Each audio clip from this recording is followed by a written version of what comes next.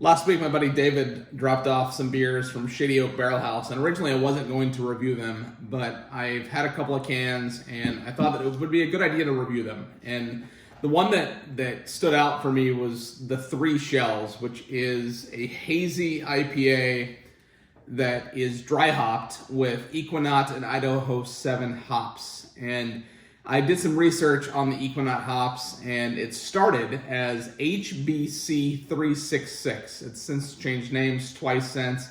I don't know much about the hop. I know that it's being utilized a lot in the hazy IPA craze that we are in right now. Idaho 7 I know very little about. I've only had a couple of beers with Idaho 7, but I enjoyed the first can of this that I had, and I just wanted to take a chance to actually review it with you here. So,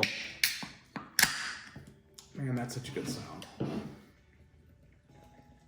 I assume that being a hazy IPA, that it's going to be a juicy, and look at the head on that. And the color of this is phenomenal.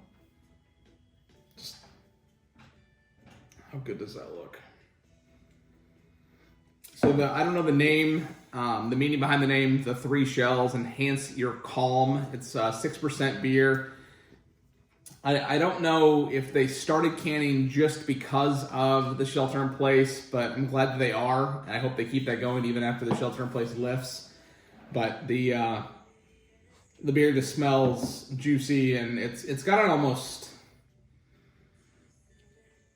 earthy note to it, which you get earthy notes from hops, but the label, it's got 3 clams on it, and I don't 3 shells, clams, whatever.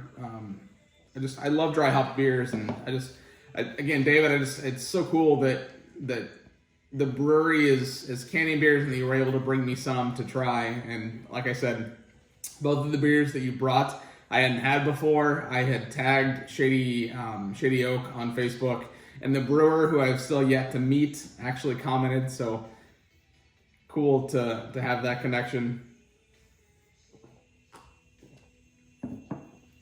The mouthfeel on that is incredible. It does not drink like a 6% beer at all. Lots of hops. Obviously, a dry hop beer is going to be more hoppy and more bitter on the palate, the back of the palate specifically. Very smooth in terms of the overall flavor.